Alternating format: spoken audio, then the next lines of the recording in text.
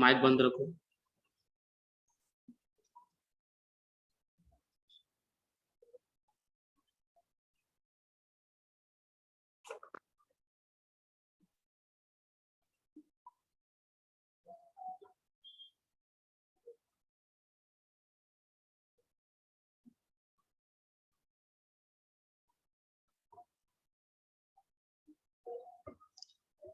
काफी लोग ज्वाइन करना बाकी है।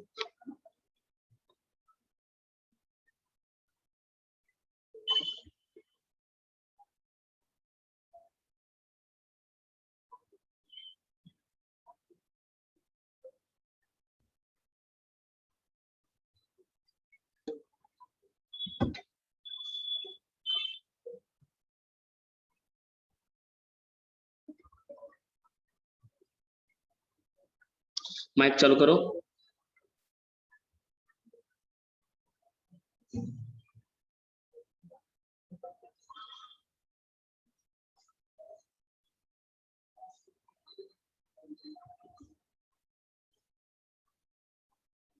हेलो।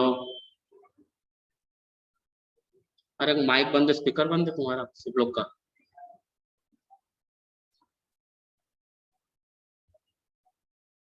माइक स्पीकर चालू करो।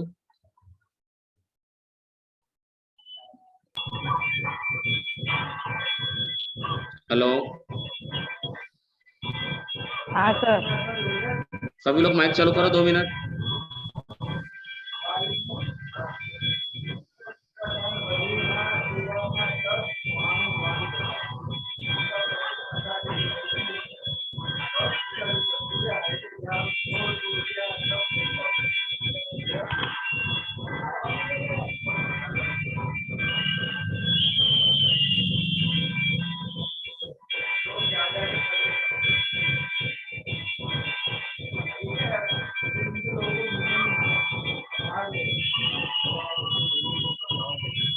बंद कर दो माइक जिसका चालू। माइक तो चालू करो। माइक चालू करो तो सभी लोग चालू करो। 2 मिनट सभी लोग माइक चालू करो।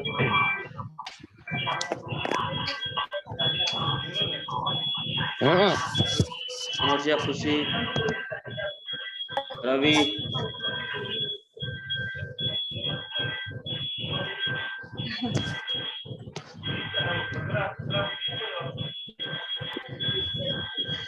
कल अपने ने चैप्टर नंबर 6 शुरू किया था यार। काफी कम लोग थे कल, शायद लेक्चर था। ठीक है, सुनाई दे रहा है सबको? आवाज आ रही है मेरी? हाँ। तो अब मेरी बात ध्यान से सुनना। हाँ, मेरी बात ध्यान से सुनो। अब मैंने कल जैव प्रक्रम चलाया था, जिसमें जैव प्रक्रम के मुद्दे, पोषण, ठीक है, स्वयं पोषी पोषण,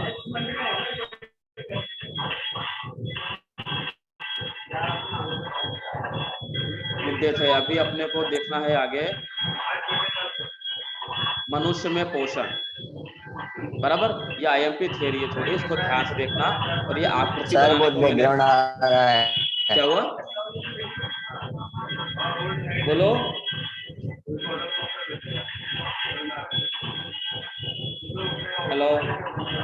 सर बहुत बैकग्राउंड वॉइस आ रहा है। बैकग्राउंड क्या आ रहा है? वॉइस। अरे यार किसी के यहाँ पूजा चालू है यार, अब वो किसका है वो तो पता नहीं है। किसी के यहाँ ना पूजा चालू है, बस उसका बहुत आवाज आ रहा है। किसी ने बंद कर दिया, सबने बंद कर दिया।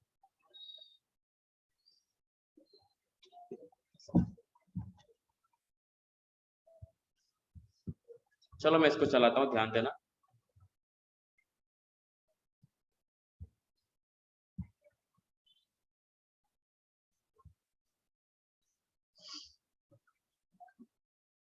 अपने अब चलाएंगे मनुष्य में पोषण। ठीक है, क्या चलाएंगे? मनुष्य में पोषण। तो जैसे कि अपने ना लास्ट मुद्दे में देखा था, यहाँ पे अपने डिस्प्ले पे देख सकते हैं, अम्गा पोषण कल देखा था, बराबर। तो उसमें एक ही सेल होते हैं, शरीर के इस तरह के कोई विशेष अंग नहीं होते जो भोजन करने में सहायता करे। तो इसलिए भोजन लेने में सहायता करे, तो इसलिए अमीबा में जिस तरह पोषण हमने देखा कि एक कोशिकीय जीव होते हैं जो शरीर के किसी भी भाग से आसानी से भोजन को ग्रहण करता है, बराबर, नकली पैर बनाकर, और उसके पाचित करता है और अनावश्यक पदार्थ को शरीर से बाहर निकालता है। इसी की तरह एक कोशिकीय दूसरा जीव है जो पैरामीशियम है। पैरामीशियम चप्पल के आकार का होता है, ठीक है, और इसके बहुत सारे पक्षमाप चारों तरफ होते हैं, उसकी सहायता से वो फिर भोजन ग्रहण करता है। अब इसी तरह अपने अपने मुद्दे पर आते हैं मनुष्य में होने वाला पोषण। लेकिन अगर एक कोशिकीय जीव तो सिंपल अर्थात कि सरल कोशिका वाले होते हैं, एक ही कोशिका वाले होते हैं, परंतु बहुकोशिकीय जीव हो तो उनके पास सभी के लिए अलग अलग कोषों से बने हुए, उत्तक से बने हुए शरीर का वो अंग, और पूरे अंगों से बनता है उसका शरीर। तो इसी हिसाब से सभी कार्य करने के लिए उस शरीर के उस तरह के अलग अलग अंग आए हुए, जैसे अभी हम लोग जानते हैं, हमको देखने के लिए आंख दी गई है, बराबर, सुनने के लिए हमारे पास कान है, सूंघने के लिए हमारे पास नाक है, बराबर, खाने के स्वाद के लिए हमारे पास जीभ दी हुई है, उसको खाने को कट करने के लिए हमारे पास दांत है। इस तरह शरीर के सभी अलग अलग अंग होते हैं जो विशेष क्रिया के लिए बनाए गए हैं। ठीक है, तो हमारे पास इस तरह की स्थिति मौजूद है। तो वही मुद्दा हम अभी सीखते हैं, मनुष्य में होने वाला पोषण। मनुष्य में होने वाला पोषण, ठीक है। मनुष्य में होने वाले पोषण में 5 टाइप है, जो आपको डिस्प्ले पे नजर आ रहा होगा। नंबर 1 अंतःग्रहण, नंबर 2 पाचन, नंबर 3 अवशोषण, नंबर 4 सांघीकरण, और नंबर 5 बहिर्क्षेपण। ठीक है, 5 मुद्दे आपको फोकस कर रहे हैं, अंतःग्रहण, पाचन, अवशोषण, सांघीकरण और बहिर्क्षेपण, बराबर। इसको एक बार देखो क्या लिखा है। सर मनुष्य तो उत्सर्जन करते हैं ना? मैं तो कभी मैं रात को आया हूँ, जब आज लाया घर पढ़ नहीं पाऊँ इसलिए लिखा। हेलो, मनुष्य में पोषण हम देख सकते हैं यहाँ पे, बराबर, जो 5 मुद्दे देखे। अब उसको विस्तार से हम यहाँ पे समझते हैं। हाँ बोलो ना, बोलो। मनुष्य तो उत्सर्जन करते हैं ना? उत्सर्जन करेंगे लास्ट में, पहले उत्सर्जन नहीं कर देंगे। भोजन जाएगा तो उत्सर्जन होगा। उत्सर्जन का मतलब पता होता है क्या होता है? हेलो, प्रश्न पूछ के कहाँ भाग गया? तो कौन है, कौन प्रश्न पूछ रहा है? सर मैं रवि। रवि, हाँ बोलो बेटा, क्या बात थी, आप बताओ क्लियर। सर मैं बोल रहा हूँ, वो तो अमीबा बहिर्क्षेपण करते हैं ना, मनुष्य तो उत्सर्जन करते हैं। हाँ तो उत्सर्जन करते हैं, वो बहिर्क्षेपण उत्सर्जन एक ही चीज है, बराबर। उसको वो नहीं लेना है कि वो अलग वर्ड है, उसमें अलग होता है। उसमें भी क्या होता है, उसके पास अमीबा का विशेष अंग नहीं है बहिर्क्षेपण या उत्सर्जन करने के लिए, मनुष्य के पास है। मैंने अभी क्या बताया आपको, हमारे पास शरीर के अलग अलग अंग है जो अलग अलग प्रक्रिया करने के लिए जवाबदार है, ठीक है।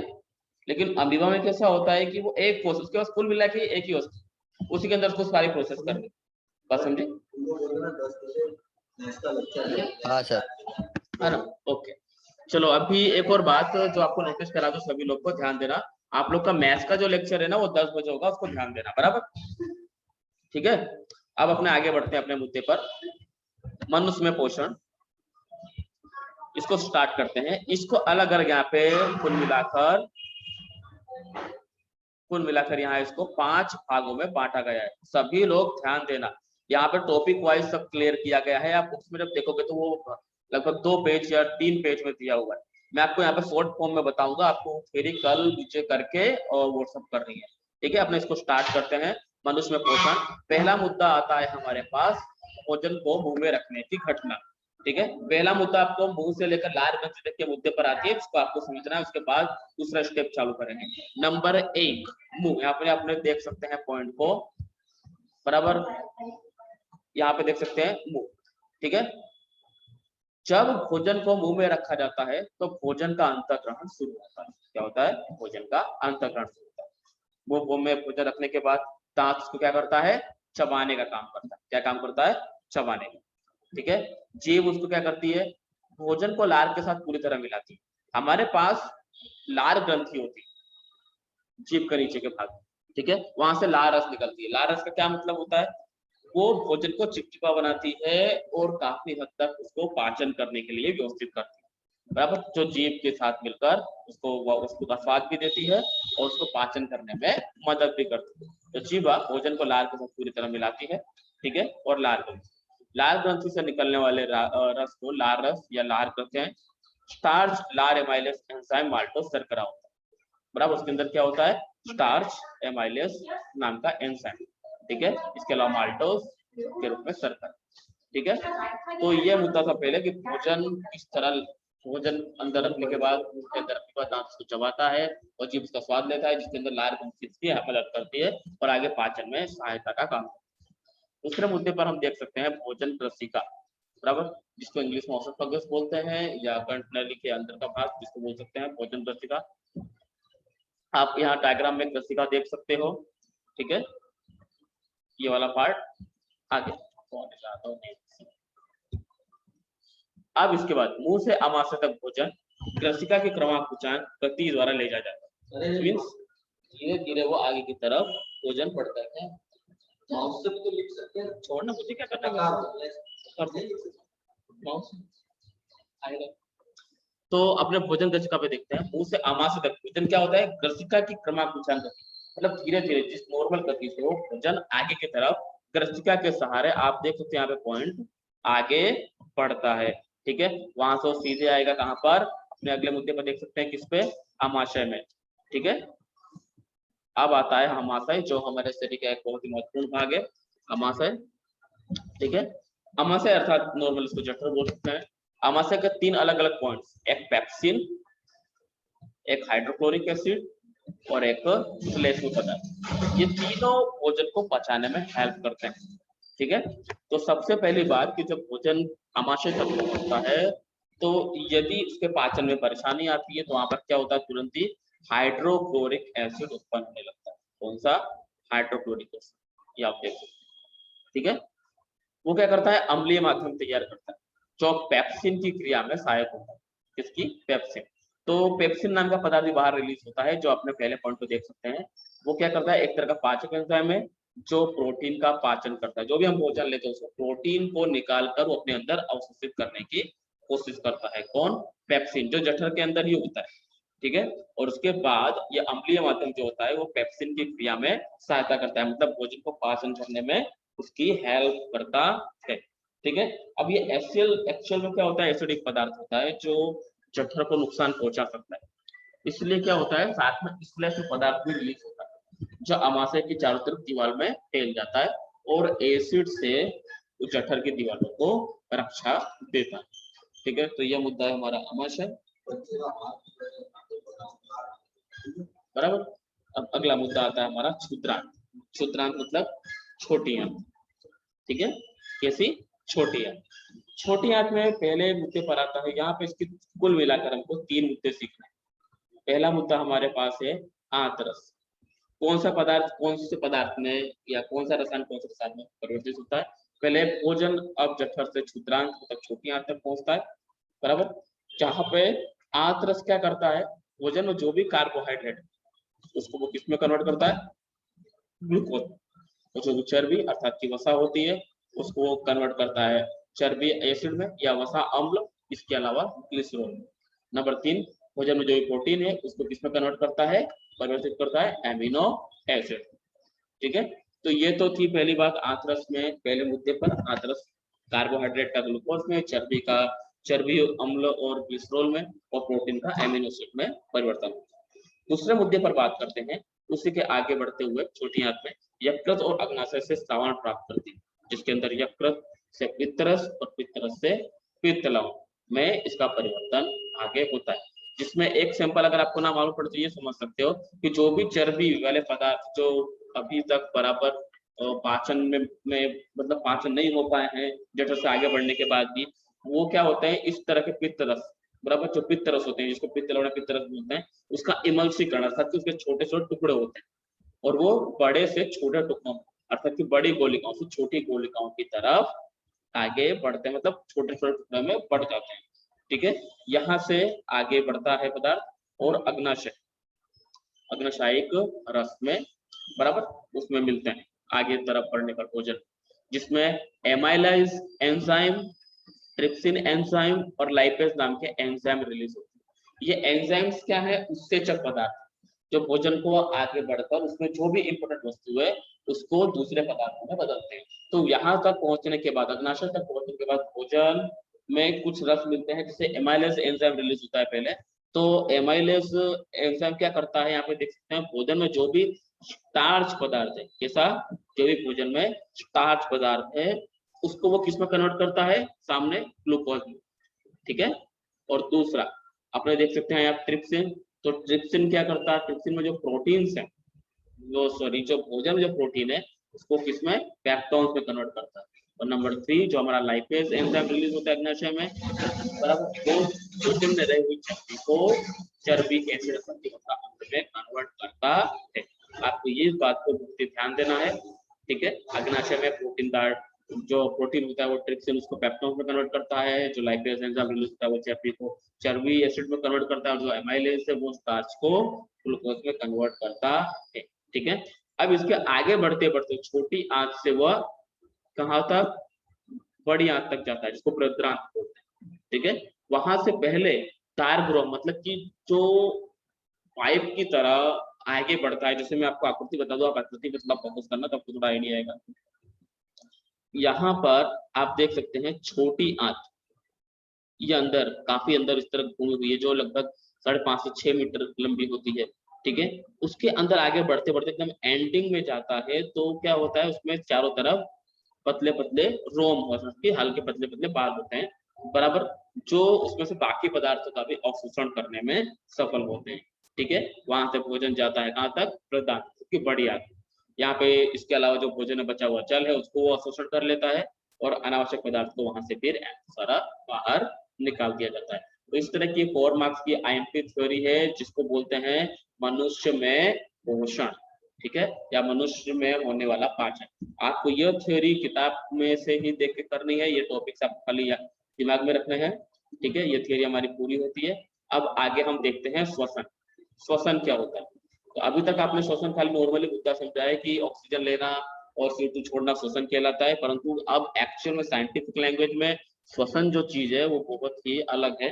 श्वसन का मतलब एक्चुअल में होता है भोजन का जो पाचन होता है ना, बराबर, व्यवस्थित, और उसमें से एनर्जी जो मिलती है वो श्वसन कहलाती है। तो जहाँ पे हम डिस्प्ले पे देख सकते हैं, पोषण प्रक्रम के दरमियान ग्रहण की गई खाद्य सामग्री का उपयोग कोशिकाओं में होता है जिससे विभिन्न जीव प्रक्रम के लिए ऊर्जा प्राप्त होती है। ऊर्जा उत्पादन के लिए कोशिकाओं में भोजन के विखंडन को ही क्या कहते हैं, कोशिकीय श्वसन कहते हैं। क्या लिखा हुआ है, पोषण प्रक्रम के दरमियान ग्रहण की गई खाद्य सामग्री का उपयोग कोशिकाओं में होता है जिससे विभिन्न जीव प्रक्रम के लिए ऊर्जा प्राप्त होती है। ऊर्जा उत्पन्न करने के लिए या उत्पादन के लिए जो कोशिकाओं में भोजन के विखंडन को क्या कहते हैं, कोशिकीय श्वसन। इसी तरह इसके मुद्दे को, जो भोजन में से जो ऊर्जा मिलती है उसको हम मान लेते हैं ग्लूकोज। एक्चुअल में क्या होता है, ग्लूकोज। अभी आप यहाँ पे डिस्प्ले पे देख सकते हो ग्लूकोज का विखंडन। तो ग्लूकोज के 3 टाइप में, जो भी भोजन इस तरह करते हैं तो उसके 3 टाइप में क्या होते हैं, विखंडन होते हैं। ठीक है, तो पहले ग्लूकोज का सूत्र क्या होता है, C6H12O6। ठीक है, यहाँ से आगे बढ़कर कोशिका द्रव्य में वो आगे बढ़कर पायरुवेट और ऊर्जा, हेलो, पायरुवेट और ऊर्जा के रूप में बदलता है। ग्लूकोज क्या बदलता है, सबसे पहले पायरुवेट और जो एनर्जी हमारे पास ताकत है, इस तरह जो भी प्राणियों में ताकत होगी उससे भोजन से मिलेगी वो। ठीक है, अब वो 3 स्थिति में आगे की तरफ बढ़ती है। नंबर 1 ऑक्सीजन की अनुपस्थिति, नंबर 2 ऑक्सीजन की कमी, और नंबर 3 बिल्कुल भी ऑक्सीजन ना हो। ये 3 मुद्दे पर जैसे जैसे प्राणी इस पर इनमें रहकर जीते हैं, कुछ ऑक्सीजन की अनुपस्थिति में जीते हैं, ठीक है। मतलब कि जैसे अपने बात करें यीस्ट है, जो किण्वनीकरण के लिए हेल्प करते हैं, ठीक है। दूसरा ऑक्सीजन की कमी में, जैसे हमारी पेची कोशिका में ऑक्सीजन की थोड़ी कमी रहती है, और ऑक्सीजन की उपस्थिति, जो हम व्यवस्थित रूप से ऑक्सीजन लेते हैं, तो ऑक्सीजन की अनुपस्थिति की बात करें तो ये जो ग्लूकोज है उसका रूपांतरण होता है किसमें, इथेनॉल में, कार्बन डाइऑक्साइड में, बराबर। इसके अलावा यीस्ट के सड़नकर्ता की किण्वनीकरण की प्रक्रिया में इसका कन्वर्जेशन होता है। एक एग्जांपल है इसका कि इथेनॉल और कार्बन डाइऑक्साइड प्लस ऊर्जा में इसका रूपांतरण होता है। दूसरा होता है ऑक्सीजन का अभाव। ऑक्सीजन के अभाव की बात करें तो लैक्टिक एसिड और ऊर्जा में इसका कन्वर्ट होता है, ठीक है, जो हमारी पेची का। उसके बाद कार्बन डाइऑक्साइड, बराबर, जल और ऊर्जा, ये माइटोकॉन्ड्रिया में ये प्रक्रिया, और उसके कहां पर, माइटोकॉन्ड्रिया में ये प्रक्रिया होती है। अब इसी तरह उस मुद्दे को आगे बढ़ाते हैं। श्वसन, श्वसन के दो प्रकार है, एक वायवीय श्वसन और एक अवायवीय श्वसन। कौन से, वायवीय श्वसन और अवायवीय श्वसन। तो दोनों मुद्दे को ध्यान से देखना है, ये परीक्षा में IMP है, इसको ध्यान देना। वायवीय श्वसन क्या होता है, जो ऑक्सीजन की उपस्थिति में होता है उसको बोलते हैं वायवीय श्वसन। और अवायवीय श्वसन क्या होता है, जो ऑक्सीजन की अनुपस्थिति में होता है, उसको क्या कहते हैं, अवायवीय श्वसन, ठीक है।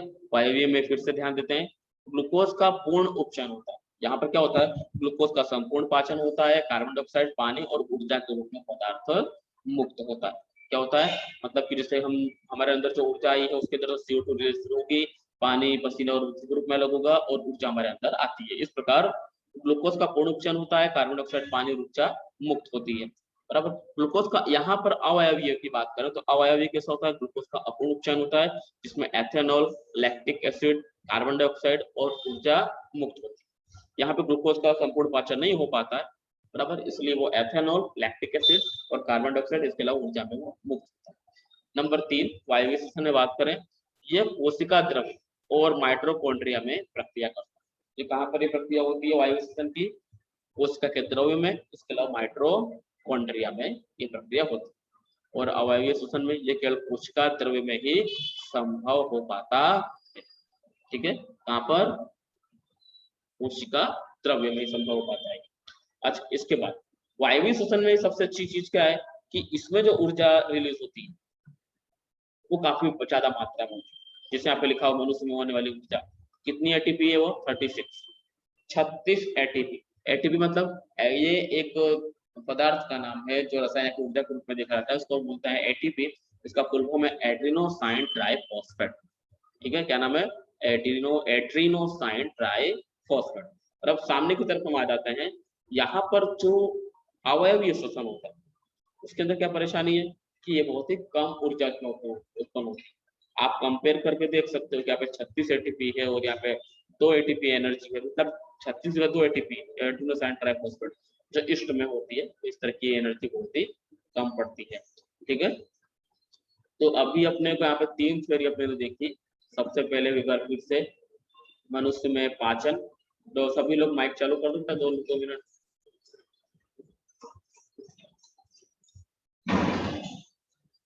माइक चालू करो।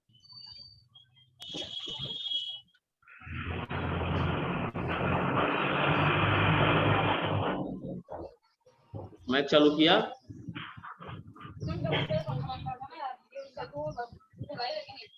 अभी तो आप लोग को सबको क्या करना है, मनुष्य में जो पोषण दिखा है डिस्प्ले पे आपको, किताब के अंदर मनुष्य में पोषण तैयार करना है। और यह आकृति आपको मैं बता दे रहा हूँ, सामने डिस्प्ले पे आपको दिख रही होगी, वो किताब में दी गई है, वो आपको बनानी है।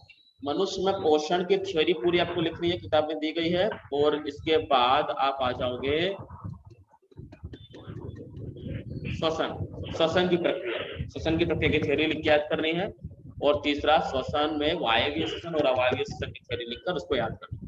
ये तीनों थ्योरीज IMP है जो बोर्ड में पूछी जाती है, ठीक है। आप सभी लोग का काम आज ये है कि इतनी थ्योरी लिखकर आपको मुझे व्हाट्सएप करना है, ठीक है। रिस्पॉन्स नहीं है, कोई बोल नहीं रहा है, हाँ सर। ठीक है।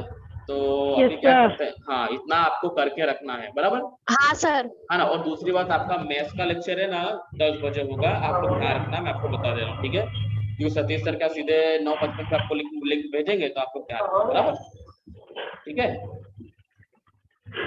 Okay yes sir.